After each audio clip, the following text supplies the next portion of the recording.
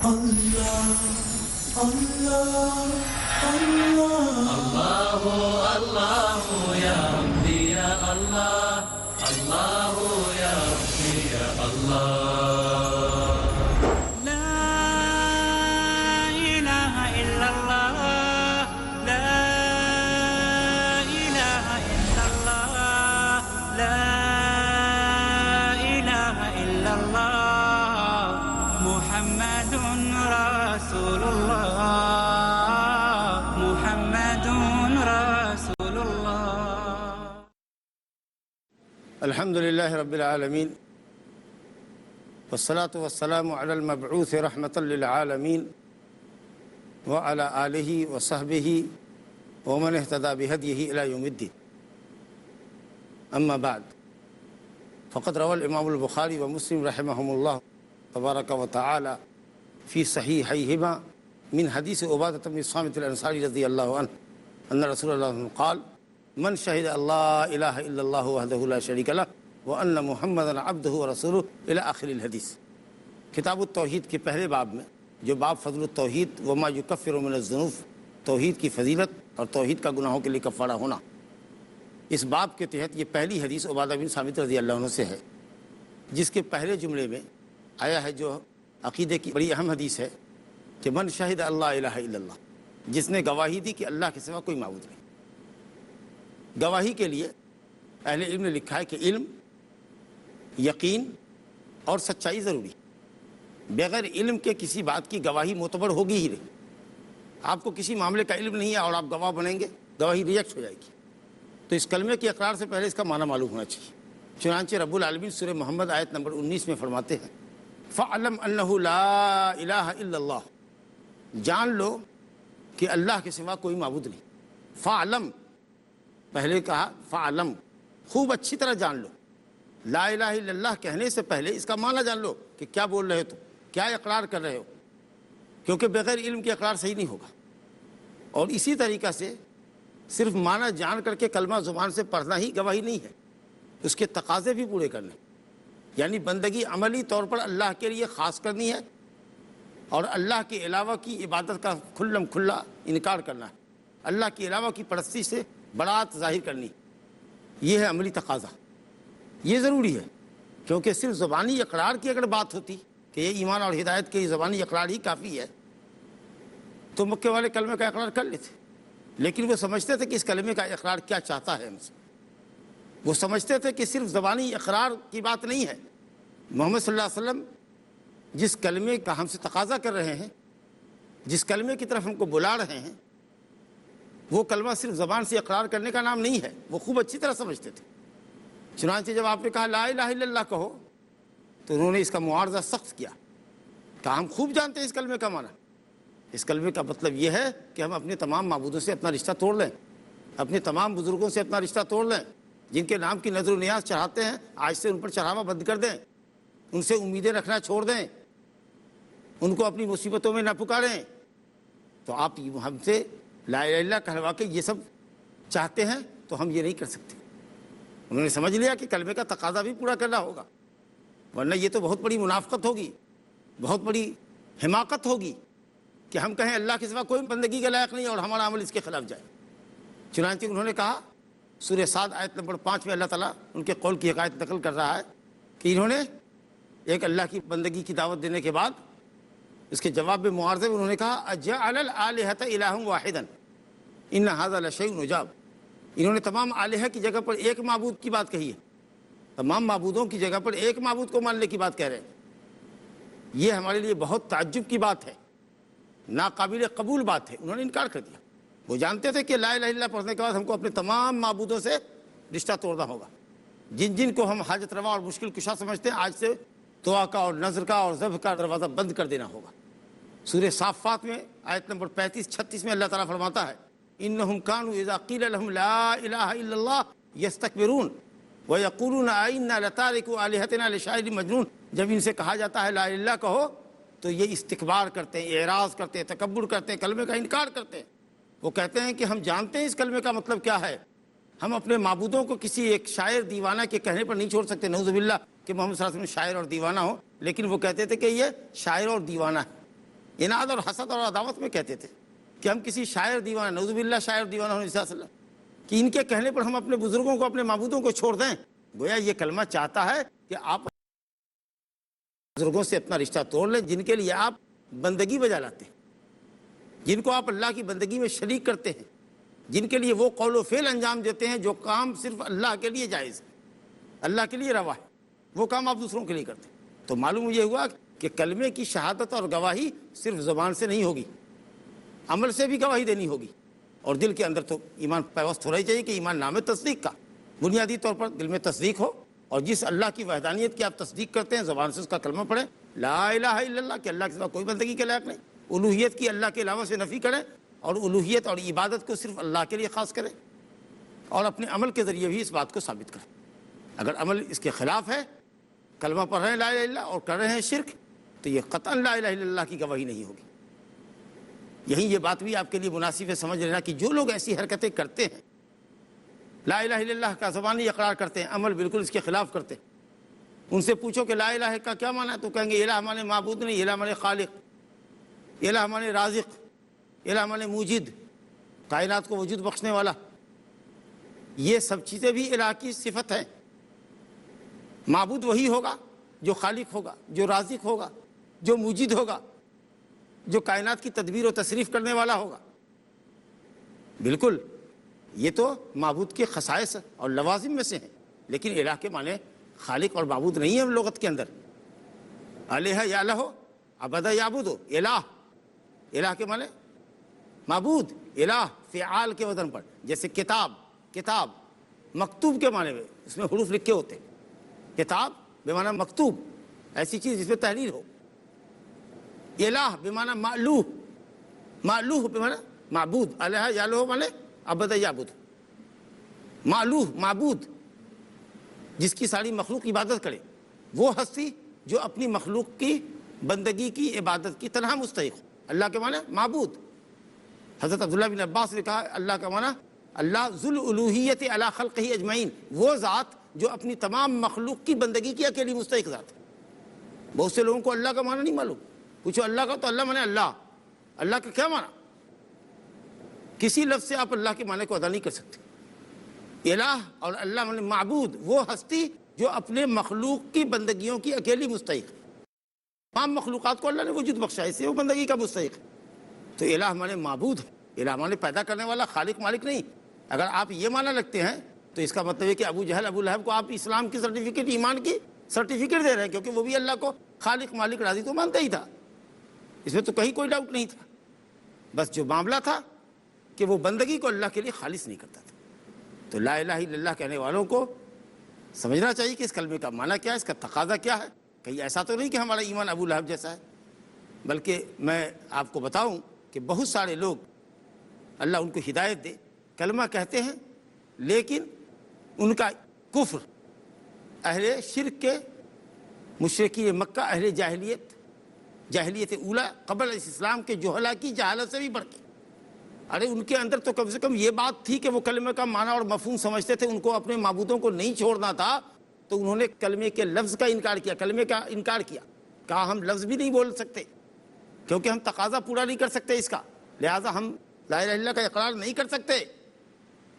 لیکن آج بہت سے مسلمان آپ کو ملیں گے جو اپنے کو مسلمان کہتے ہیں، کلمے کا اقرار ہے، ببانگ دہل یہ اقرار کرتے ہیں، لیکن عمل بالکل اس کے خلاف ہے، شرک کرتے ہیں. تو کہیں اس سے بہتر تو وہ ہوئے جنہوں نے کلمے کا معنی مفہوم سمجھا کہ ہم اس کی اہمیت کو سمجھ رہے ہیں، اس کے تقاضوں کو سمجھ رہے ہیں، اس کے معنی اور مطلب کو سمجھ رہے ہیں، جو ہم سے ادا نہیں ہو سکتا ہے، لہٰذا ہم اس کلمے سے انکار کرتے ہیں.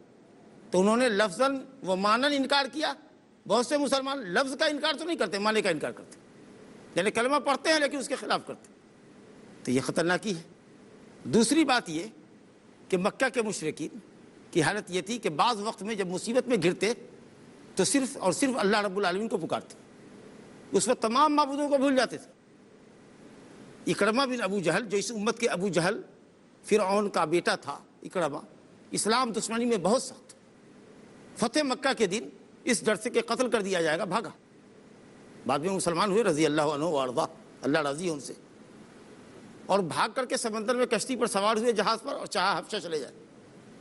بیچ سمندر میں جب جہاز گیا بوجھ کچھ زیادہ تھا، جہاز یا کشتی ڈاواڈول ہوئی اور ہلاکت خیز موجوں نے کشتی کو طوفان کے تھپیروں نے گھیر دیا اپنے اندر، اور سب کو اپنی موت کھلم کھلا نظر آ رہی تھی۔ اب اس وقت کشتی کے لوگ بہت پریشان، اور سب ایک دوسرے کو کہہ رہے ہیں کہ دیکھو اس وقت صرف اللہ کو پکارو، اللہ کے علاوہ کوئی بھی ہماری مدد کو نہیں آئے گا، جن جن کی ہم عبادت کرتے ہیں خشکی میں وہ اس وقت کوئی بھی کام نہیں آنے والے، اس وقت صرف اللہ بچائے گا۔ اب وہ جو عقل پہ پردہ پڑا ہوا تھا اکرامہ کہ وہ ہٹا، کہا اللہ اکبر، جو اللہ سمندر میں مصیبت میں ہم کو نجات دے گا وہی اللہ خشکی میں بھی مصیبت سے نجات دے گا۔ یہ کیا بات ہوئی کہ یہاں صرف اللہ ہے اور خشکی میں اللہ اور غیر اللہ دونوں ہی ہے؟ بات سمجھ میں آ گئی، مشرکین کا عقیدہ سمجھ میں آ گیا کہ ان کو یہ پتہ ہے کہ مصیبت سے نجات صرف اللہ دیتا ہے، اور اس لیے یہ سمجھ رہے ہیں کہ بہت ہمارے سامنے ہے، اگر اللہ کے علاوہ کو پکاریں گے ڈوب جائیں گے، اسے صرف اللہ کو پکارو۔ جھوٹا وعدہ کر دیتے تھے کہ اللہ اگر کشتی ساحل نجات پہ لگ گئی تو ہم مسلمان ہو جائیں گے، تیرے نبی کا کلمہ پڑھ لیں گے، ہم کو معاف کر دے۔ اللہ رب العالمین سورہ عنکبوت آیت نمبر 65 میں اس کا نقشہ کھینچتا ہے، اور بھی دوسرے مقام پر آیت ہے فَإِذَا رَكِبُوا فِي الْفُلْكِ دَعَوُا اللَّهَ مُخْلِصِينَ لَهُ الدِّينَ فَلَمَّا نَجَّاهُمْ إِلَى الْبَرِّ إِذَا هُمْ يُشْرِكُونَ، کہ جب یہ کشتی میں سوار ہوتے ہیں، کشتی گرداب بلا ہوتی ہے، ڈوبنے لگتے ہیں، تو اللہ کو مخلص ہو کر پکارتے ہیں، شرک بھول جاتے، اس وقت توحید مانتے، اللہ ہی اکیلا مستحق ہے اور اللہ ہی اکیلا پریشانیوں کو دور کرنے والا ہے۔ لیکن جب اللہ تعالیٰ خشکی پہ لے آتا ہے پھر وہ شرک کرنے لگتے ہیں۔ وہاں سے اکرمہ بھاگے اور کہا کہ اللہ اگر یہ کشتی نجات کو لگ گئی اور ہمیں نجات مل گئی تو ہم تیرے نبی کے پاس آئیں گے، ان سے معافی چاہیں گے، کلمہ پڑھیں گے، چنانچہ وہ مسلمان۔ تو اہل مکہ کا شرک اس نوعیت کا تھا کہ وہ خوشحالی میں، خشکی میں اور خوشحالی میں اللہ کے علاوہ کو اللہ کی بندگی میں شریک کر، لیکن بدحالی جب ہوتی، مصیبت ہوتی تو صرف مخلص ہوتے۔ لیکن بہت سے کلمہ گو آپ کو ملیں گے جو بدحالی میں اللہ کو چھوڑ کر غیر اللہ کو پکارتے ہیں، یہ اعتقاد رکھتے ہیں کہ یہ غیر اللہ، یہ بزرگان دین ہماری پریشانی کو اللہ سے پہلے دور کر دیں گے۔ تو آپ بتائیے کہ اللہ کی توحید اور اللہ کی عبادت کی حقیقت کیا ہے، اور مسلمانوں کی زندگی میں کیسی توحید ہے، کیسی عبادت ہے، کیسا ان کا عقیدہ ہے۔ من شہد اللہ الہ الا اللہ، یہ اس مفہوم ہے۔ انشاءاللہ تعالی حدیث کے دوسرے جملے پر ایک مختصر سے وقفے کے بعد گفتگو کریں گے انشاءاللہ تعالی۔ لا إله إلا الله لا السلام علیکم ورحمۃ اللہ وبرکاتہ۔ مختصر سے وقفے کے بعد پھر آپ کو عبادہ بن صامت کی حدیث کی سیر کراتے ہیں۔ رسول گرامی صلی اللہ علیہ وسلم نے اس اہم حدیث کے اندر، جس میں عقیدہ کے اہم مسائل بیان کیے گئے ہیں، جس میں ہم نے شہادت اللہ الہ الا اللہ کا معنی سمجھا کہ جس نے علم، یقین اور سچائی کی بنیاد پر علماً و عملاً معنی سمجھتے ہوئے عملی اعتبار سے لا الہ الا اللہ کی گواہی دی، لا الہ الا اللہ کو عملی طور پر ثابت کر دیا اور شرک سے اپنا دامن بچایا۔ اور اس کے بعد عقیدے کا دوسرا جزء فرما رہے ہیں وحدہ لا شریک لہ۔ اسی جملے میں آپ نے فرمایا وحدہ لا شریک لہ، جس نے گواہی دی کہ اللہ کے سوا کوئی معبود نہیں، وہ اکیلا ہے، اس کا کوئی شریک نہیں۔ وحدہ، وہ اکیلا ہے، لا شریک لہ، اس کا کوئی شریک نہیں، نہ ربوبیت میں، نہ ناموں اور صفتوں میں، اور نہ ہی الوہیت۔ اصل ہے کہ الوہیت کے اندر اس کا کوئی شریک نہیں، بندگی کے اندر کوئی شریک نہیں، کیونکہ مکے والے خالق رازق ہونے میں تو اللہ کے کسی کو شریک مانتے ہی نہیں تھے۔ تو لا شریک لہ یعنی اصل میں یہ شرک کی نفی ہے، وہ یہ کہ بندگی میں اس کا کوئی شریک نہیں۔ تو آپ بتائیے کہ وحدہ لا شریک لہ، لا الہ الا اللہ کے کس جملے سے وحدہ لا شریک لہ کے کس لفظ کا تعلق ہے؟ وحدہ لا الہ الا اللہ کے کس لفظ کو انڈیکیٹ کر رہا ہے؟ الا اللہ کو۔ جب آپ کہتے ہیں لا الہ الا اللہ، اللہ کے سوا کوئی معبود نہیں ہے کوئی معبود مگر اللہ، تو مگر اللہ کا جو مفہوم ہے اسی کو کہتے ہیں وحدہ، یعنی اللہ ایک اکیلا ہے۔ تو وحدہ الا اللہ کی تاکید کرتا ہے، لا شریک لہ، اس کا کوئی شریک نہیں ہے، یعنی دنیا میں دوسرا کوئی معبود برحق نہیں ہے۔ یہ لا شریک لہ کس جملے کی تاکید ہے؟ لا الہ کی۔ جیسے آپ کہتے ہیں لا الہ، کائنات میں کوئی معبود حق نہیں ہے، اسی کی تاکید آپ کر رہے ہیں لا شریک لہ، اللہ کا کوئی شریک نہیں ہے، یعنی اللہ ایک اکیلا ہے۔ تو وحدہ لا شریک لہ میں وحدہ الا اللہ کی تاکید ہے، اور لا شریک لہ لا الہ کی تاکید۔ اتنی تاکید کے بعد جب آپ اس کلمے کو سمجھ بوجھ کر کے بولتے ہیں، اس پر دل آپ کا مطمئن ہوتا ہے، اور آپ کا عمل آپ کے قول اور عقیدے کا ساتھ دیتا ہے، موافقت ہے، منافقت نہیں ہے۔ اس کے بعد نبی صلی اللہ علیہ وسلم نے فرمایا وَأَنَّ مُحَمَّدًا عَبْدُهُ وَرَسُولُهُ، اور اس بات کی بھی گواہی دو، علم، یقین اور سچائی کی بنیاد پر اس بات کی گواہی دو کہ محمد صلی اللہ علیہ وسلم اللہ کے بندہ اور اس کے رسول۔ عبد، عابد، عبادت گزار ہے، یعنی وہ معبود نہیں ہے۔ عبادت صرف اللہ کا حق، عبادت میں نبی صلی اللہ علیہ وسلم بھی شریک نہیں ہے۔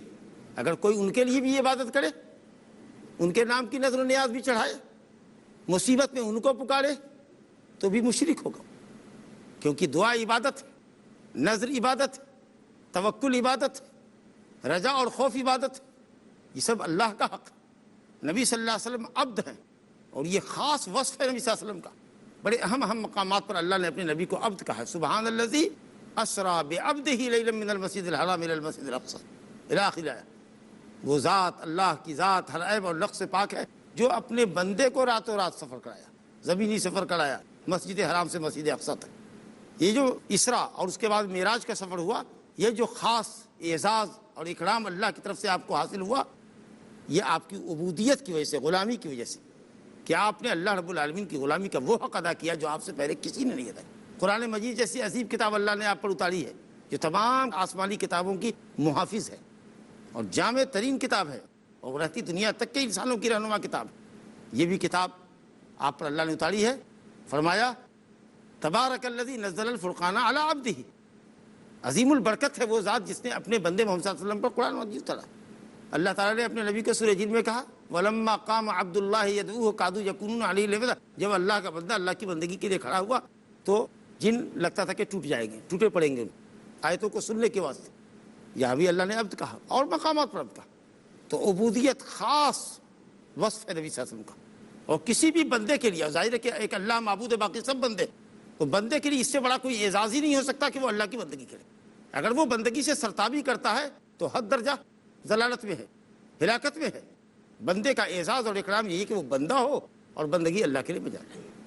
تو نبی صلی اللہ علیہ وسلم عبد ہیں، عابد ہیں، معبود نہیں، مملوک ہیں، مالک نہیں، محتاج ہیں، داتا نہیں، وہ رسول ہو، اور اس بات کی بھی گواہی دے دی ہے صدق اور یقین کی بنیاد پر، علم کی بنیاد پر، کہ آپ اللہ کے رسول ہیں، میسنجر ہے، آخری رسول ہیں۔ آپ کو اللہ تعالیٰ نے دنیا انس و جن کی ہدایت کے واسطے بھیجا ہے۔ قیامت تک کے آنے والی انسانیت کی نجات آپ کی لائی ہوئی شریعت کی پیروی میں۔ تو عبدیت اور رسالت یہ دو اہم وصف جن کا ذکر اس حدیث میں کیا گیا کہ آپ بندے ہیں، معبود نہیں۔ جو لوگ آپ صلی اللہ علیہ وسلم کی ذات کے اندر غلو کرتے ہیں، مقامی عبدیت سے اٹھا کر مقام الوہیت پر لاتے، ان پر بھی رد ہے۔ اور جو لوگ آپ کو رسول مانتے ہیں لیکن زبان سے مانتے ہیں، آپ کی بات نہیں مانتے، آپ کی بات کی تعویل بیجا غلط تعویل کرنے کے لیے کھڑے رہتے ہیں، قیچی رکھے رہتے ہیں کاٹنے کے واسطے، دوسروں کے اقوال کو آپ کے اقوال پر مقدم کر دیتے ہیں، تو حقیقت یہ ہے کہ وہ تنقیص کرتے ہیں، آپ کے مقام اور مرتبے سے فروتر معاملہ کرتے ہیں آپ سے۔ اور جو عبد سے اٹھا کر معبود کے مقام پر لاتے ہیں وہ غلو کرتے ہیں۔ یہ بھی مذموم، وہ بھی مذموم، افراط بھی مذموم، تفریط بھی مذموم، حد سے آگے بڑھانا بھی مذموم، اور جو مقام اللہ رب العالمین نے رسالت اور نبوت کا اونچا مقام دیا ہے، اس مقام سے نیچے اتار دینا اور دوسروں کی بات کو آپ کی بات پر مقدم کر دینا، یہ بھی حد درجہ تنقیص اور توہین ہے آپ کی۔ یہ جو عقیدہ ہے اشہد ان محمد عبدہ و رسولہ، میں گواہی دیتا ہوں کہ محمد صلی اللہ علیہ وسلم اللہ کے بندہ اور رسول ہیں، یہ افراط اور تفریط کے درمیان کا عقیدہ کہ وہ عبد ہیں، معبود نہیں، اور رسول ہیں تو واجب الاتباع ہے، ان کی پیروی کے بغیر ہماری نجات نہیں۔ تب جا کر کے عقیدہ آپ کا صحیح ہوگا اور آپ صحیح مقام اور مرتبے کو سمجھنے والے ہوں گے۔ علماء نے لکھا ہے کہ آپ کا یہ گواہی دینا کہ محمد صلی اللہ علیہ وسلم اللہ کے رسول ہیں، اس کا مختصر مفہوم یہ ہے، خود صاحب کتاب نے لکھا ہے اپنی تصنیفات میں، الایمان بہ، کہ محمد صلی اللہ علیہ وسلم پر ایمان لایا جائے کہ آپ رسول ہیں، آخری رسول ہیں، اللہ نے آپ پر نبوت و رسالت کو ختم فرمایا۔ اور اس کے ساتھ یہ ایمان رکھنا کہ تصدیقہ فیما اخبر وطاعتہ فیما امر والانتہاء عما عنہ نہا وزجر ولا يقدم علیہ قول احد کائنا من کان والا یعبد اللہ الا بما شرع۔ محمد صلی اللہ علیہ وسلم پر ایمان لانے کا مطلب یہ کہ آپ پر ایمان لائے، آپ کی رسالت پر ایمان لائے، آپ کو ختم المرسلین سمجھے، خاتم النبیین سمجھے، آپ کی خبروں کی تصدیق کرے، جو خبریں آپ نے دی ہیں گزشتہ قوموں کے متعلق، موجودہ زمانے کے متعلق، آنے والے زمانے کے متعلق، ما بعد الموت کے متعلق قیامت کی جو تفصیلات اللہ سبحانہ وتعالیٰ کے بتانے پر آپ نے بتائی ہیں، ان تمام باتوں میں آپ سچے ہیں، کیونکہ اللہ کے خبر دینے پر آپ نے خبر دی، اور جن کاموں کا آپ نے حکم فرمایا ہے ان کو بجا لائے، اور جن کاموں سے آپ نے روکا ہے ان سے ٹوٹلی رک جائے، اور نبی صلی اللہ علیہ وسلم کی بات آ جائے سامنے تو کسی کی بات کی اہمیت نہ دیں، کسی کی رائے کا کوئی اعتبار ہی نہیں ہم کی رائے کے مقابلے اور آپ کی بات کے مقابلے، حدیث کے مقابلے میں کسی کی رائے، کسی کے فتوے، کسی کے قول کا کوئی ویلو نہیں، کسی کے قول کو آپ کے قول پر، آپ کی بات پر، آپ کی سنت پر، آپ کی حدیث شریف کے اوپر مقدم نہ کیا جائے، اور اللہ سبحانہ و تعالیٰ کی بندگی آپ کے بتائے ہوئے طریقے کے مطابق کی جائے، یہ معنی ہے اشہد ان محمدً عبدہ و رسولہ، تب جا کر یہ عقیدہ صحیح ہوتا ہے۔ اور اس حدیث کے اندر جو تیسرا عقیدہ پیش کیا گیا ہے، عبادہ بن صامت کی حدیث کی عظمت اور اہمیت ملاحظہ کیجئے، کتنی زبردست حدیث عقیدے کے باب میں تیسرا جملہ یہ ہے، وَأَنَّ عِيسَىٰ عَبْدُ اللَّهِ وَرَسُولُهُ وَكَلِمَتُهُ أَلْقَاهَا إِلَىٰ مَرْيَمَ وَرُوحٌ مِّنْهُ۔ حضرت عیسیٰ علیہ الصلوۃ والسلام کے متعلق بھی دنیا افراط اور تفریط کی شکار ہے، اعتدال پر مبنی دین اسلام حضرت عیسیٰ کے متعلق بھی اعتدال پر مبنی عقیدہ اور نظریہ پیش کرتا ہے کہ ہم مسلمان اس بات کی گواہی دیں کہ حضرت عیسیٰ بھی اللہ کے بندہ اور اس کے رسول ہیں، وہ جو صفت نبی صلی اللہ علیہ وسلم کے لیے آئی وہی صفت حضرت عیسیٰ علیہ السلام کے متعلق ہے، اور جس طریقے سے دنیا نے حضرت عیسیٰ علیہ السلام کی ذات میں غلو کیا اور کچھ لوگوں نے تنقیص کی، وہی حال امت محمدیہ کے افراد میں بعض افراد آپ کی ذات میں غلو کرتے ہیں اور کچھ لوگ تنقیص کرتے ہیں، آپ کے مقام کو نیچا دکھاتے ہیں۔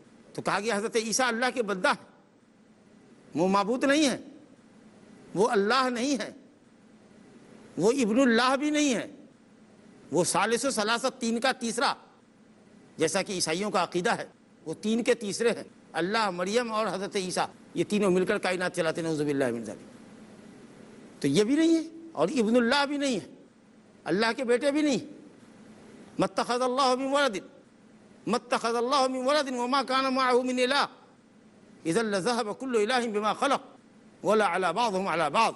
اللہ اکبر۔ سورہ مومنین آیت نمبر 91 میں اللہ تعالیٰ فرماتا ہے کہ اللہ کو یہ زیب نہیں دیتا کہ اللہ اولاد بنائے اپنے لیے، بیٹا یا بیٹی، اس کی ضرورت اللہ کو کیا ہے؟ اللہ کوئی دوسرا اس کے ساتھ معبود ہے، اگر کوئی دوسرا معبود ہوتا تو سب معبود اپنی اپنی خلقت کو لے کر الگ ہو جاتا اور ایک دوسرے پر چڑھتا اترتا، سب ایک دوسرے سے سپر بننے کی کوشش کرتا، کائنات کا نظام درہم برہم ہو جاتا۔ تو نہ اللہ کو اولاد ہے اور نہ اللہ کا کوئی شریک ہے، متخذ اللہ من ولد، اللہ نے کوئی اولاد نہیں بنائی۔ تو حضرت عیسیٰ علیہ السلام کے متعلق سمجھنا کہ وہ اللہ کے بیٹا ہے، نعوذ باللہ، اس کی نفی، اللہ ہے نعوذ باللہ، یہ بات بھی غلط، کیونکہ اللہ نے اپنے سوا کسی دوسرے کو معبود بنایا ہی نہیں، عبادت کا حق دیا ہی نہیں۔ اور اسی طریقے سے جو لوگ یہ کہتے ہیں کہ وہ اللہ کے رسول نہیں ہیں، یہ یہودیوں پر رد ہے، جو نعوذ باللہ کہتے تھے کہ ولد الزنا ہے، نعوذ باللہ۔ حضرت مریم بطول طاہرہ کو کہتے تھے نعوذ باللہ کہ وہ زانیہ ہے، اللہ کی لعنت ہوئی یہودیوں پر، تو یہ حد درجہ تنقیص کرتے تھے۔ اور نصارہ غلو کرتے تھے کہ وہ عبد نہیں ہے، معبود ہے، وہ اللہ کے بیٹے ہیں، معبود ہے، ان کی بندگی کرو۔ حالانکہ خود حضرت عیسیٰ علیہ السلام نے کیا کہا؟ انی عبد اللہ آتانی الکتاب وجعلنی نبیا، سورہ مریم میں آیت نمبر 30 میں اللہ فرماتا ہے کہ خود حضرت مریم علیہ السلام جب لے کر کے ان کو آئی تو گہوارے میں ماں کی گود سے بولے انی عبد اللہ، میں اللہ کا بندہ ہوں، مجھے اس نے کتاب دی ہے اور نبی بنایا ہے، تو عبدیت کا اظہار کیا۔ گفتگو کا سلسلہ جاری ہے، انشاءاللہ تعالیٰ دوسری مجلس میں حدیث عبادہ کو مکمل کریں گے۔ السلام علیکم ورحمۃ اللہ وبرکاتہ۔ اللہ اللہ یا ربی یا اللہ، اللہ یا ربی یا اللہ،